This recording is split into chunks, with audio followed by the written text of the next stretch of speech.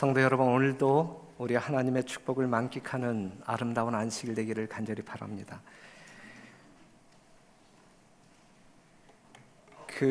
지금 네팔 상가 쪽에서는 우리 파송되어진 선교사들이 열심히 일하고 있는데, 가족 되신 분들은 그분들의 소식을 좀 듣습니까? 서동춘 집사님 소식 듣습니까? 전혀 안 되고 있고.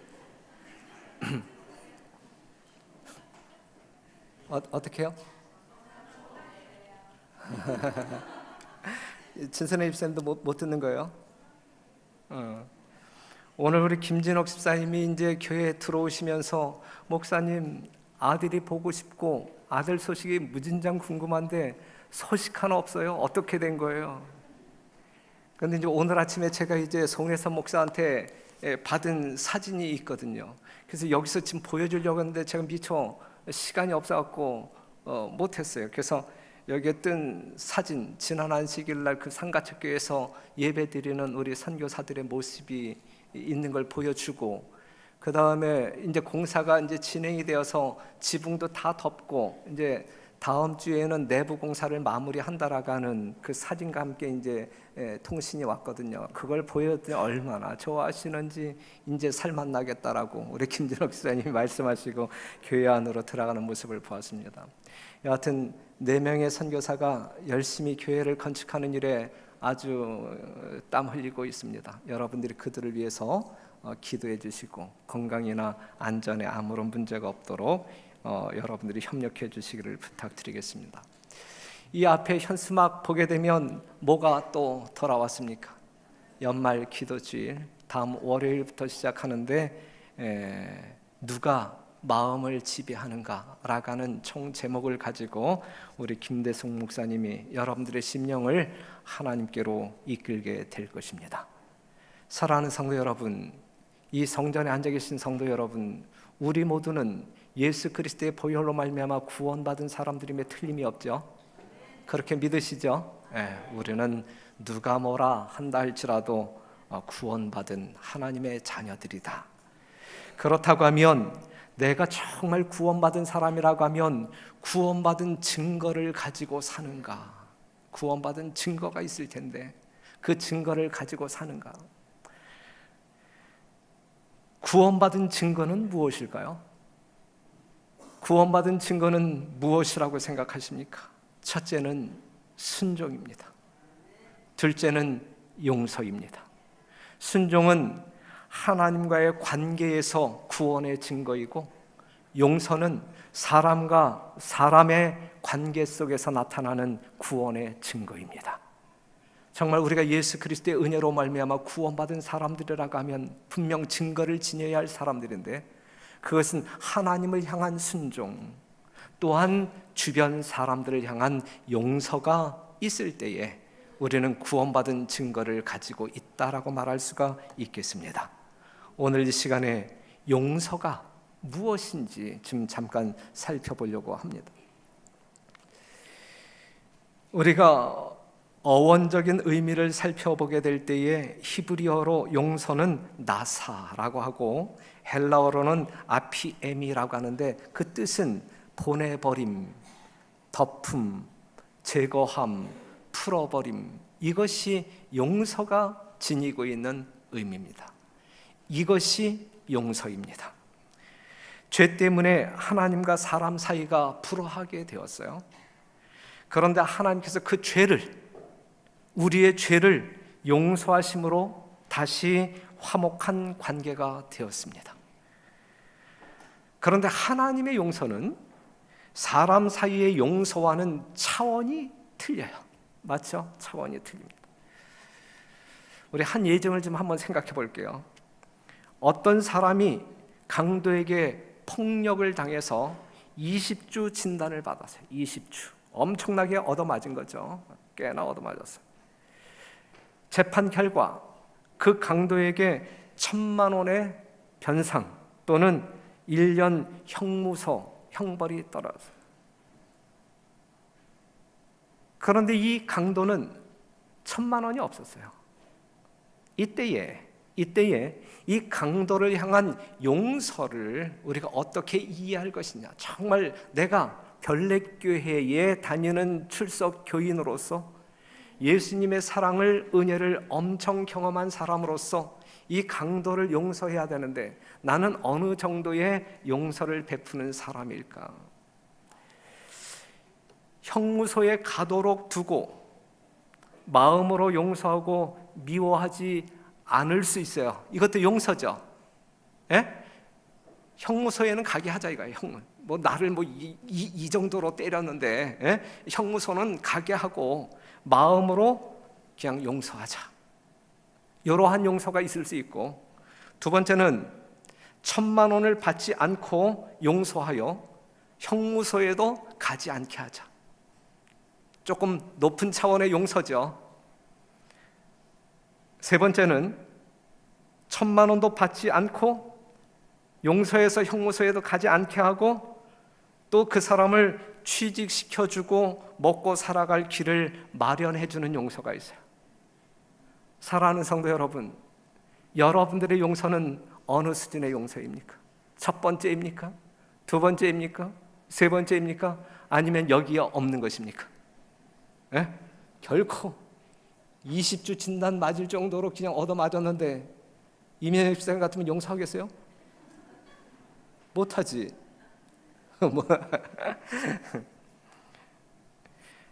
사람에 대한 하나님의 용서는 어떠한가? 이러한 현실 앞에서 여러분들을 향한 사람에 대한 하나님의 용서는 어떠한가? 사람이 받아야 할 죗값을 대신 지불하시고 용서하여 영생을 얻도록 하는 용서가 우리 하나님의 용서입니다. 그 용서를 경험한 우리 모두이잖아요. 맞습니까? 분명히. 로마서 5장 8절에 있는 말씀 같이 한번 읽어요. 시작. 우리가 아직 죄인 되었을 때에 그리스도께서 우리를 위하여 죽으심으로 하나님께서 우리에게 대한 자기의 사랑을 확증하셨느니라. 우리를 이처럼 사랑하시는 하나님께서는 인간의 모든 죄를 용서하신다 이거죠. 우리가 하나님을 용서해야 할 것이 있나요, 없나요? 죄인은 하나님을 용서해야 할 거리가 아무것도 없어요. 하나님의 용서는 수직적입니다. 사람과 사람 사이에는 용서를 하기도 해야 되고 용서를 받기도 해야 합니다. 이것이 인간 사회 속에서 교감되어지는 용서입니다. 그것은 지극히 수평적인 거예요. 왜 용서를 해야 합니까? 우리는 왜 용서를 하면서 살아야 합니까? 마태복음 18장 21절에서 35절에 나와 있는 말씀을 보게 되면 상당히 이 용서의 개념을 깨우쳐주는 중요한 예증이 있죠. 우리가 교동문에서 읽은 말씀을 보게 되면 그때에 베드로가 나와 가로되 주여 형제가 내게 죄를 범하면 몇 번이나 용서하여 주리이까 7번까지 하오리이까 예수께서 가라사대 내게 이르노니 7번뿐 아니라 70번씩 7번이라도 할지니라. 그 이하에 나와 있는 말씀을 보게 되면 예수님께서 한 예증을 드는데 1만 달란트 빚진 자가 있어요. 그것을 탕감해 주었어요. 탕감받은 그 사람에게 100데나리온 빚진 사람이 있었어요. 그런데 그는 그를 용서하지 않았다라는 이야기 잘 아시잖아요. 사랑하는 성도 여러분, 우리는 어떤 사람들이냐 이거예요. 이 시간 하나님을 경배하기 위하여 이 자리에 앉아있는 우리는 어떠한 사람들이냐 이거예요. 분명한 것은 우리는 용서받은 사람들이다. 누구께? 하나님께로부터 용서받은 사람이다. 왕으로부터 1만 달란트의 부채를 탕감받은 종처럼 죽음에 해당하는 죄를 용서받은 사람들이다. 죽음에 해당하는 죄를 용서받은 사람들. 그저 용서만 받은 것이 아니라 구원이라고 하는 선물까지 받은 사람들이에요. 우리는 용서만 받은 사람들이 아니라 영원한 생명을 선물로 받기까지 한 사람들이란 말씀입니다. 대단한 사람들 아니겠어요? 이것보다 더 큰 은혜가 어디에 있겠습니까? 이것보다 더 큰 축복이 어디에 있겠습니까? 그런데 우리는 그렇게 용서받은 우리는 어떻게 살아가고 있느냐 이것이죠. 그 엄청난 용서를, 축복을 경험한 우리들은 어떻게 살아가고 있느냐 이것입니다. 용서받은 사람처럼 살아가고 있는가? 아니면 여전히 용서받지 못한 사람처럼 살아가고 있는가? 별내교회 성도 여러분, 여러분들은 어떻게 살아가고 계십니까? 정말 용서받은 사람처럼 살아가고 있습니까? 아니면 용서를 경험하지 못한 사람처럼 살아가고 있습니까? 1만 달란트 대 100데나리온은 100만 대 1입니다. 비교할 수 없는 거야. 비교할 수. 우리가 용서받은 죄에 비하면 인간 사이에 일어나는 잘못들은 너무나 사소한 것이다. 내가 받은 하나님께로부터, 예수님의 사랑 때문에 하나님께로부터 받은 나의 죄를 생각한다라고 하면, 용서받은 내용을 생각한다라고 하면, 내 주변에서 일어나고 있는, 나와 관계한 사람들 사이에서 일어나고 있는 그러한 문제들은 너무너무 사소해서 생각할 가치도 없는 것이다 라고 하는 사실이죠. 이 말씀에 대하여 동의하십니까? 여러분들이 하나님께로부터 받은 그 용서가 얼만큼 가치 있는 것이냐를 깨닫는 사람들은 우리 인간 세상에서 내가 경험하고 있는 그러한 일들 중에 어떠한 것이라도 그것은 너무너무 사소한 것이다라고 하는 사실. 그럼에도 불구하고 우리는 조그만 일로 인하여 내 자존심이 상하면 정말 원수 보듯이 본다라고 할 때 정말 그러한 태도를 가지고 사는 사람들이 정말 하나님의 용서를 경험한 사람이라고 말할 수 있을까? 아니거든요. 내가 정말 예수님의 은혜로 말미암아 구원받은 사람들이라고 하면 그 증거를 가지고 살아야 되지 않겠습니까? 용서하기를 거절하는 자는 여러분들이 아니기를 바라요. 용서하기를 거절하는 자는 그렇게 함으로 결국 자기의 용서의 희망을 내던지는 것이다. 그랬어요. 이해가 되시죠? 무슨 말씀인지 이해가 되시죠? 용서하지 않는 자는 하나님께로부터 자비를 받을 수 있는 유일한 통로를 끊어버리는 것이다. 그랬어요. 사랑하는 성도 여러분, 용서를 경험하지 못한 사람은 결코 다른 사람을 뭐 할 수 없어요? 용서할 수 없습니다. 그러므로 용서하지 않는 사람은 용서받지 못한 사람이라고 말할 수가 있는 거예요. 여러분 모두는 용서받은 사람 맞습니까? 우리는 용서받은 사람 맞습니까? 그렇다고 하면 우리는 용서할 줄 아는 사람들이어야 된다라고 하는 것이 오늘 말씀의 결론이라고 말할 수 있겠습니다. 사랑하는 성도 여러분, 우리가 다른 사람을 용서하지 못할 때에 실제적으로 누가 손해를 보냐면 누가 손해봐요? 내가 손해봅니다. 내가 손해.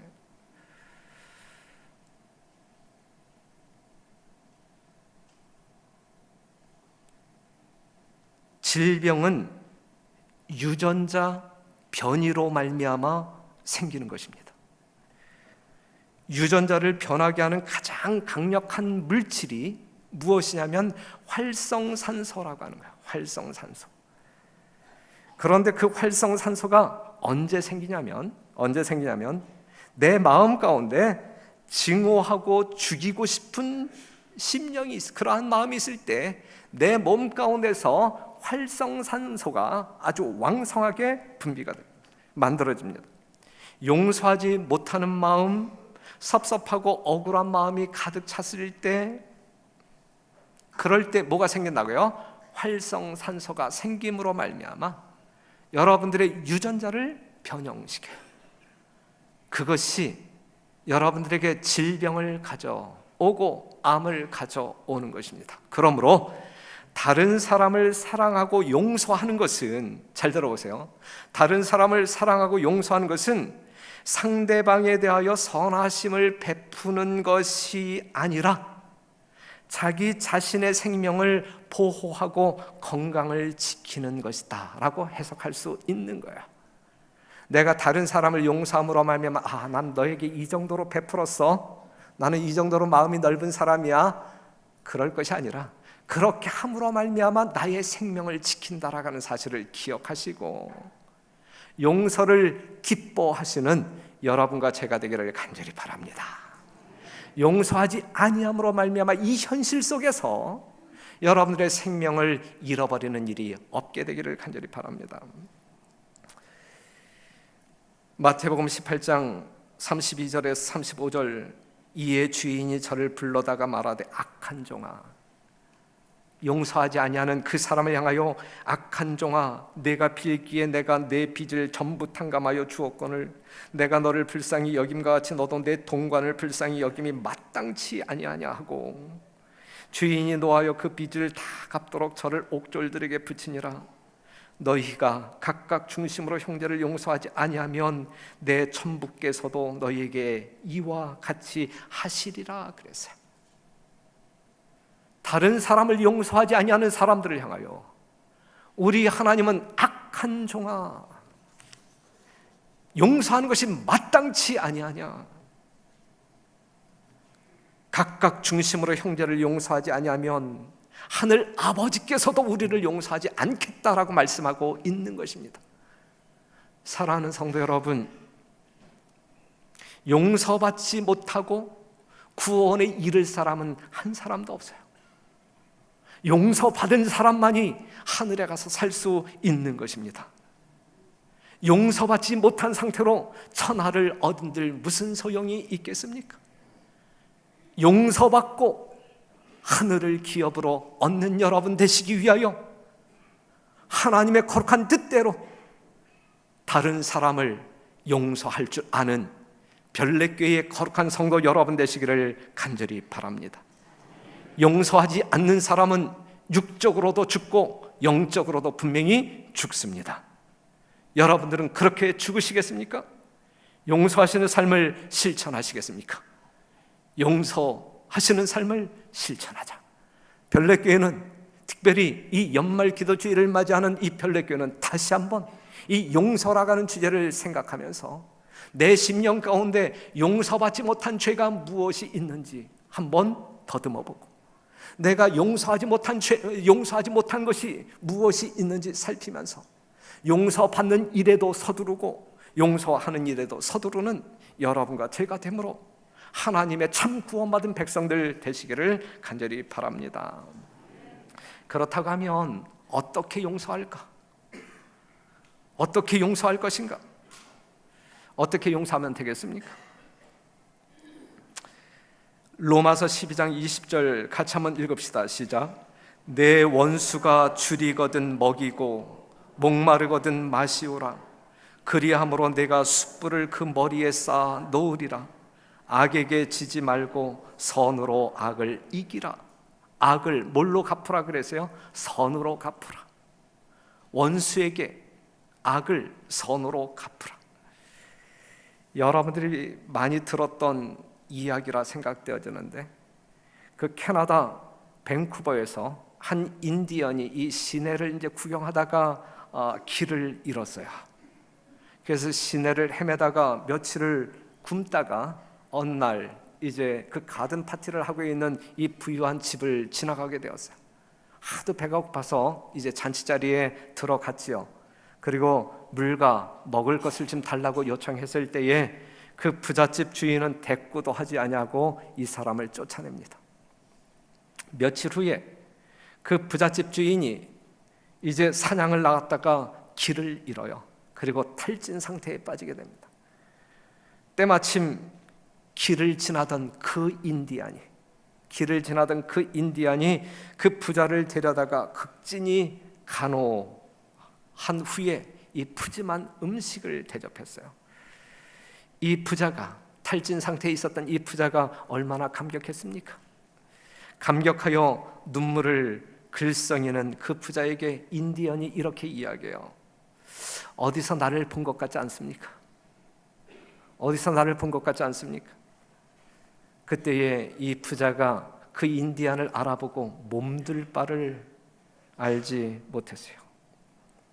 그랬을 때에 그 인디안이 뭐라고 이야기하냐면 이제야 내가 원수를 갚았소이다 라고 이야기했어요. 이 인디안은 원수를 어떻게 갚았어요? 이렇게 갚았어요. 이렇게. 로마서 12장 20절에 있는 말씀, 원수를 어떻게 갚아라 그랬어요? 이에는 이, 눈에는 눈, 이렇게 갚아라 그랬어요. 로마서 12장 20절에 있는 말씀을 보게 되면 악을 선으로 갚으라 그랬어요. 이게 용서입니다. 어떻게 용서할까 고민하지 마시고 이게 용서입니다. 악을 선으로 갚으라. 용서해 준 일이 없었던 것처럼 용서하라. 시편 103편 12절, 동이 서에서 먼 것 같이 우리의 죄가를 우리에게서 멀리 옮기셨으며 그래서 하나님께서 여러분들을 용서하시는 방법이 이렇단 말이죠. 다시는 기억하지 아니하는 용서. 어떤 집사가 그리스도를 만나서 직접적인 대화를 한다라는 소문이 있었어요. 그런데 그 교회 담임 목사는 그 사실을 믿을 수가 없었어요. 인정하지 않습니다. 어느 날 목사가 그 집사를 찾아와서 이렇게 물었어요. 집사님, 정말 예수님을 만나서 직접적인 대화를 하십니까? 목사님, 정말 그렇습니다. 그랬을 때에 이제 목사가 그 집사에게 부탁하기를, 집사님, 다음에 예수님을 만나시거든 그분께 이렇게 한번 질문 좀 해줘봐요. 우리 교회 목사가 있는데요, 우리 교회 목사님이 목사가 되기 전에 지은 죄 중에 가장 큰 죄가 무엇이냐고 한번 물어봐 주세요.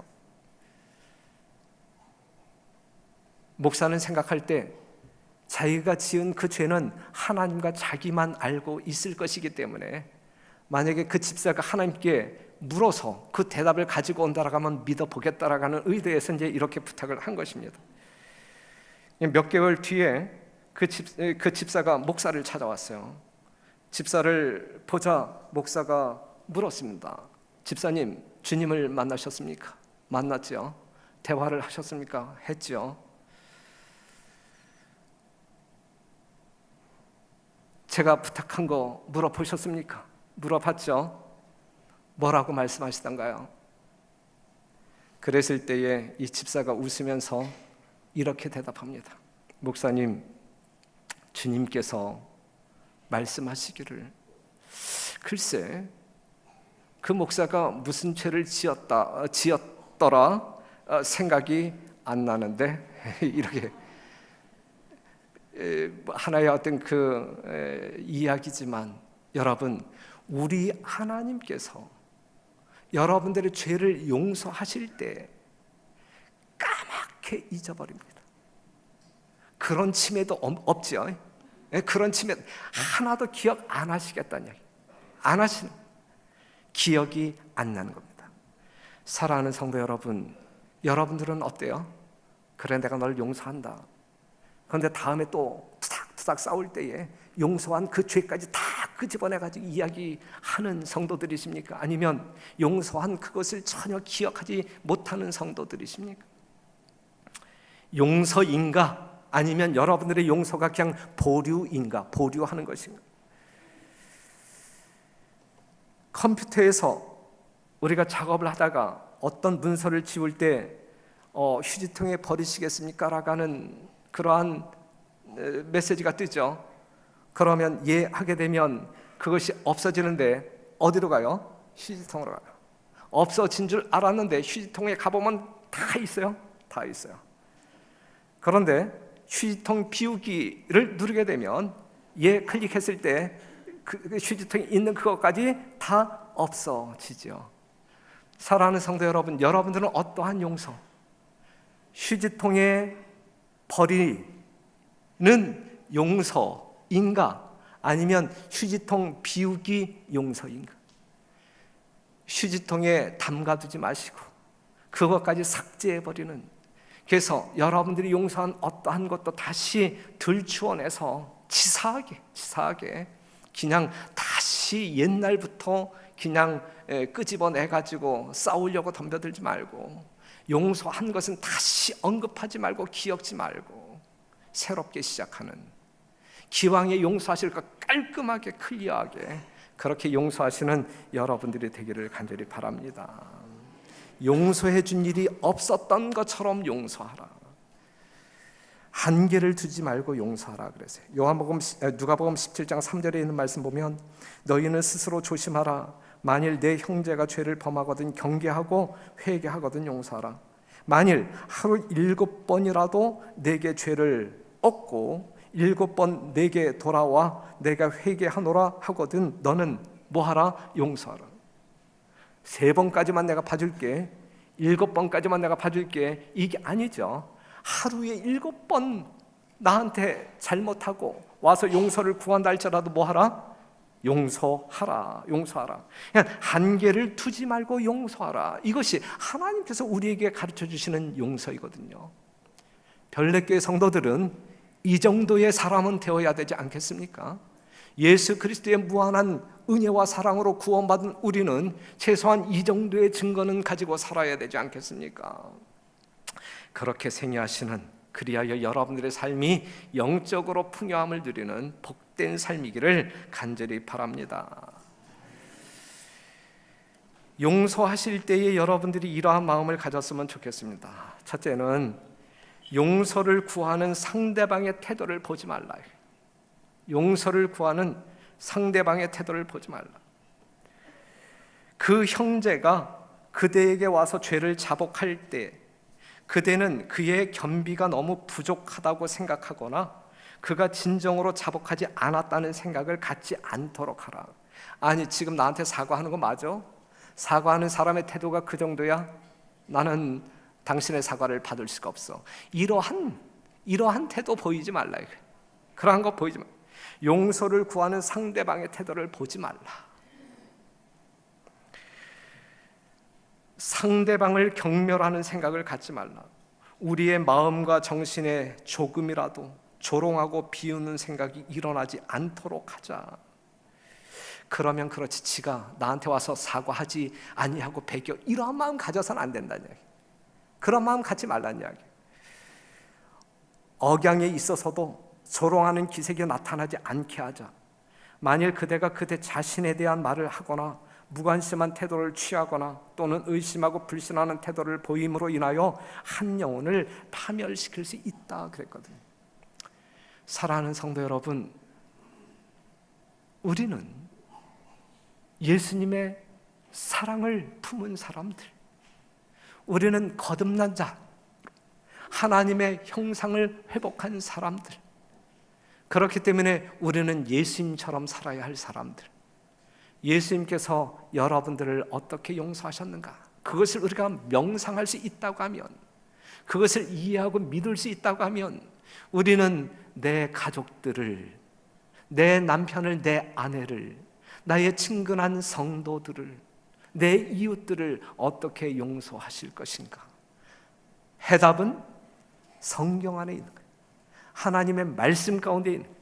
오늘의 설교 말씀 가운데 여러분들이 청취해야 할, 마음 가운데 간직해야 할 해답이 있는 것입니다. 자기의 동정과 연민에 빠지지 말라. 우리는 우리에게 해를 끼친 자들이 잘못을 고백하지 않는 한 그들을 용서해 주지 않아도 괜찮다고 생각해서는 안 된다. 물론 회개와 고백으로 마음을 겸손하게 하는 것이 그들의 도리이긴 하나, 우리는 우리에게 잘못을 범한 자들이 그 실수를 고백하든지 하지 않든지 간에 그들에 대하여 긍휼의 정신을 가져야 한다. 그들이 우리에게 아무리 심한 상처를 줄지라도 불만을 품거나 상처를 받은 자신을 동정하지 말며 우리가 하나님께 범죄한 것을 용서받으려 하는 것처럼 우리에게 잘못한 모든 사람을 용서해 주어야 한다 그랬어요. 우리에게 용서를 구하지 아니한다 할지라도 우리는 용서해 주어야 한다. 저는 이 말씀을 정말 여기 앉아 계신 다른 성도들에게 보다 우리 집사람에게 강력히 요청하는 바입니다. 내가 죄를 지었다 할지라도, 나의 사과, 진실된 사과를 받으면 용서해 주지 기다리지 말고 미리 용서할 줄 아는 그러한 아내이면 얼마나 좋을까? 우리 모두는 그러한 용서의 정신을 가지고 살아야 될 것입니다.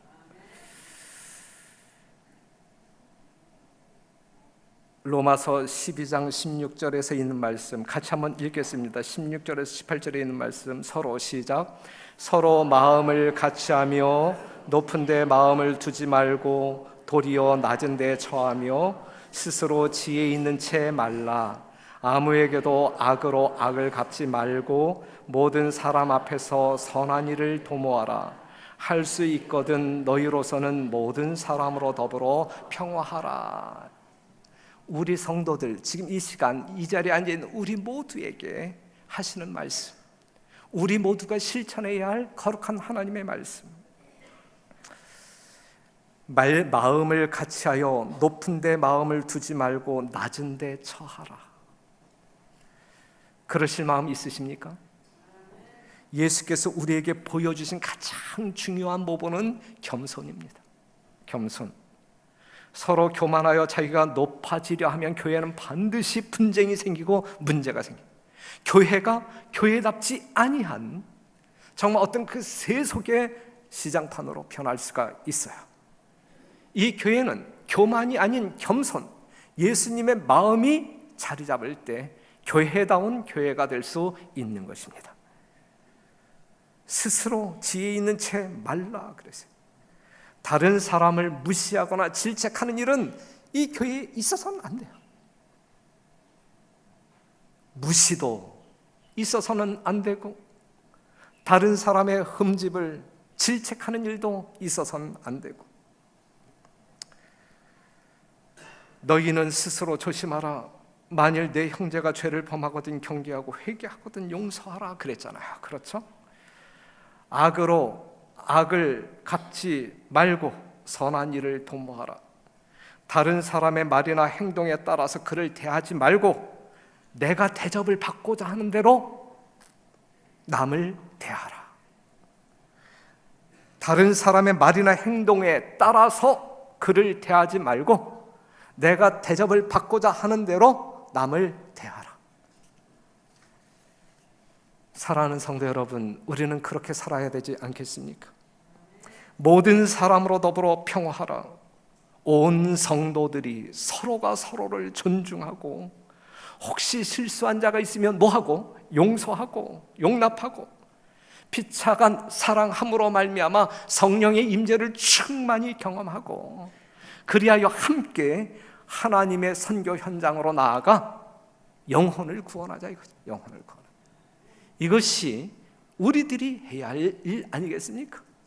이것이 우리가 살아야 할 목적이 아니겠습니까? 사랑하는 성도 여러분, 용서하지 않는 것은 용서받지 못한 증거이다. 이해가 있으십니까? 분명하죠? 분명하죠. 용서의 경험 없이 하늘에 갈 사람은 아무도 없다. 분명한 말씀, 분명한 말씀. 그렇기 때문에 저는 여러분 모두가 용서받고 하늘에 가기를 원합니다. 용서받고 하늘에 갈 사람은 용서하는 일에 앞장서게 될 것입니다. 그래서 우리는 매일 이와 같은 기도를 드리죠. 우리가 우리에게 죄 지은 자를 사하여 준 것 같이 우리 죄를 사하여 주옵시고. 사랑하는 성도 여러분, 월요일 저녁부터 우리가 김대성 목사님을 모시고 특별 연말 기도주의를 보내게 될 것입니다. 우리 자신을 성찰하자는 이야기예요. 하나님의 용서를 재확인하고 내 마음 가운데 있는 죄를 다 낱낱이 고함으로 말미암아 더 큰 용서를 경험하고 예수님의 사랑을 우리의 마음 가운데 간직하고 다른 사람을 용서하는 일에 앞장서는 진정한 하늘 백성 되기 위하여 이번 연말 기도주의를 귀하게 여기시는 여러분 되시기를 바라고, 비록 춥고 여러분들의 일과 속에서 힘들지라도 1년에 딱 한 번 있는 이 거룩한 집회 연말 기도주일 여러분들이 참여함으로 말미암아 여러분들이 영적으로 큰 유익과 감동을 얻게 되시기를 바라고, 그리하여 그러한 여러분들 때문에 또 다른 사람들이 영적인 유익을 얻을 수 있는 진정한 주의 종들이 되기를 간절히 바라면서 말씀을 마치겠습니다.